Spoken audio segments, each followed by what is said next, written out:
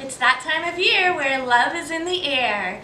And if you want to save money on roses or candies, this is a very, very great way to make your sweet Valentine something homemade, and it's a fun activity to do with the kids. So today we're going to make homemade granola, and it's going to be paired with chocolate-covered strawberries. Homemade granola is something that can easily be recreated at home. It's a great healthy snack to eat with kids. It can be a great cereal, and it can also be a great topping on our chocolate-covered strawberries that can kind of set them apart from the regular, chocolate-covered strawberries again. And like I said, this is great to do with children. So we're going to start on the granola first because the granola takes a long time. So be prepared for that when you're planning this recipe. You want to preheat your oven to about 200 to 300 degrees. I actually started at 250 and bumped it up to 300, so you guys would probably be good at 300 degrees. But you have to be careful to watch your granola, and we'll talk about that a little bit later. So granola, the base of it is oats. You can do rolled oats from the grocery store. I have these beautiful steel-cut oats that came from Common Ground Co-op. The difference between rolled oats and steel-cut oats is that steel-cut oats are a little bit coarser and they take longer to cook. But in my opinion, they have a much better flavor. So if you're using rolled oats, please remember not to cook it as long. And if you're looking for something a little bit faster, you might want to go with the rolled oats version. So the recipe for this, I'm going to take my steel-cut oats and I'm going to put 2 3/4 cups in my mixing bowl. This is another really great 1 to 2 pan recipe, easy cleanup. So we're going to pour everything in this mixing bowl and we're going to mix it up and put it on the baking tray. I've measured out my oats, and my oats are in the bowl. You can see kind of how coarse these are, but they have a lot of really wonderful flavor. My girlfriend from Madison, Wisconsin sent me some beautiful maple syrup that actually has sparkles in it, so maybe our granola will come out sparkly. I also highly recommend, if you're looking for a local maple syrup, Funk's Grove maple syrup. Just on the other side of Bloomington in Funk's Grove is a really, really wonderful product, and also it's local. So I'm going to add 1/4 cup of maple syrup. And I'm going to add 3/4 cup of honey.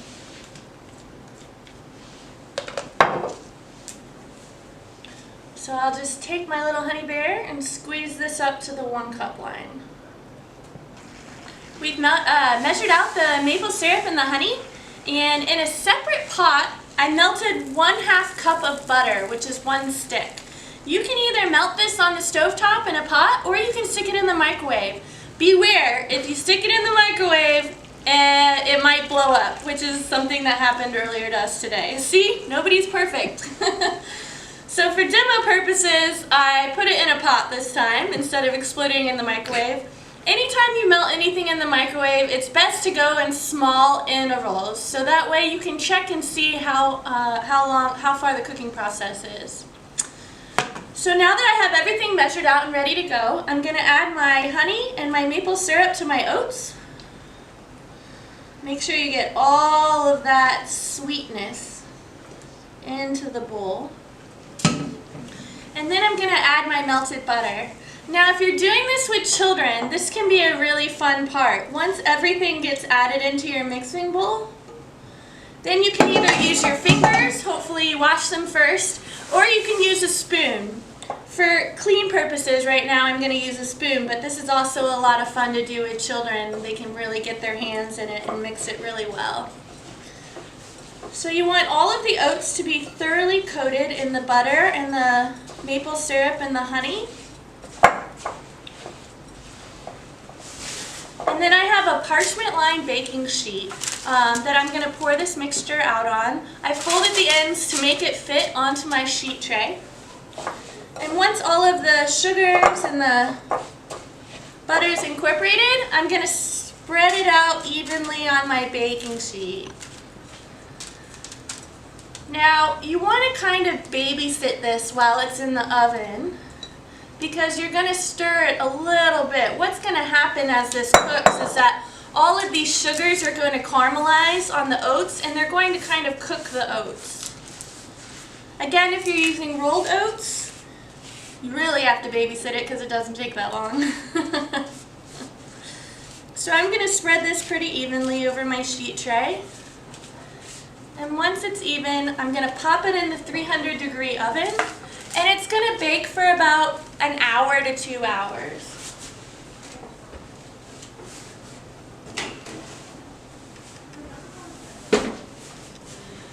Now that the granola is in the oven, I've actually started a batch of granola so you can see what it looks like when it's finished cooking.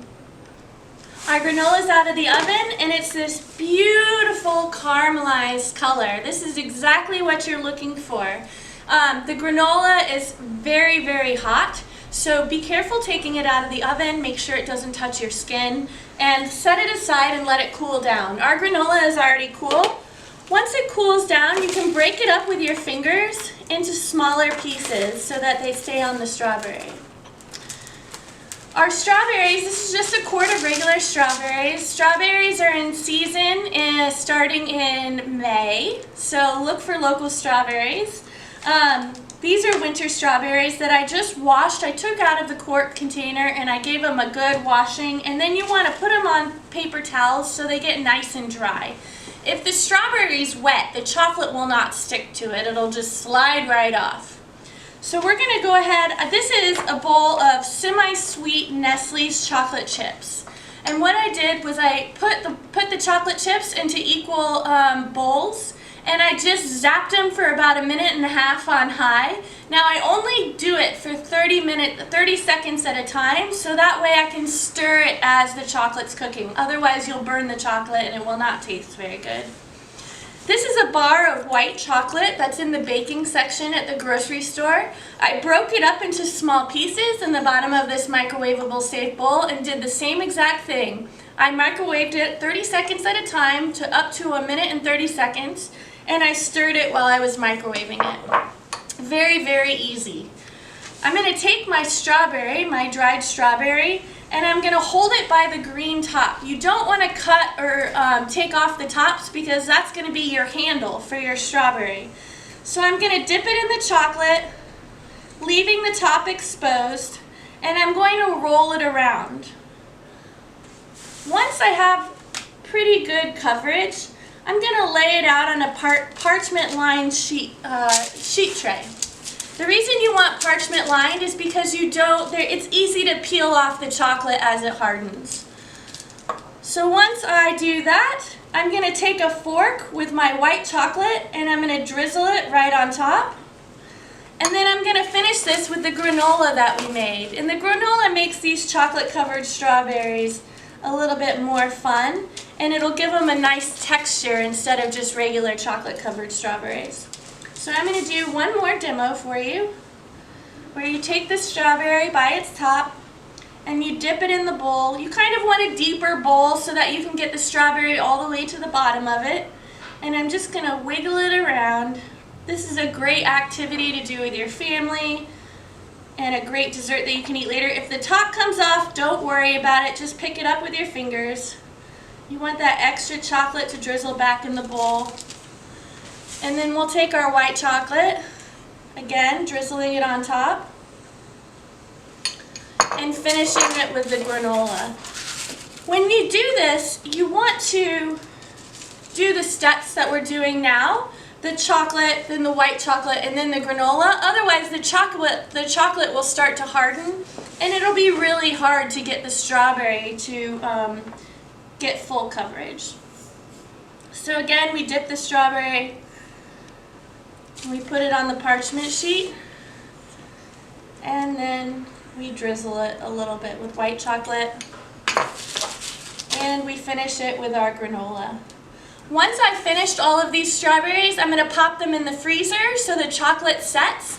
I don't want the strawberries to freeze, so I'm only going to pop it in the freezer for about five minutes, just until the chocolate sets, and then they're ready to serve. I hope you all have a wonderful, safe, and healthy Valentine's Day.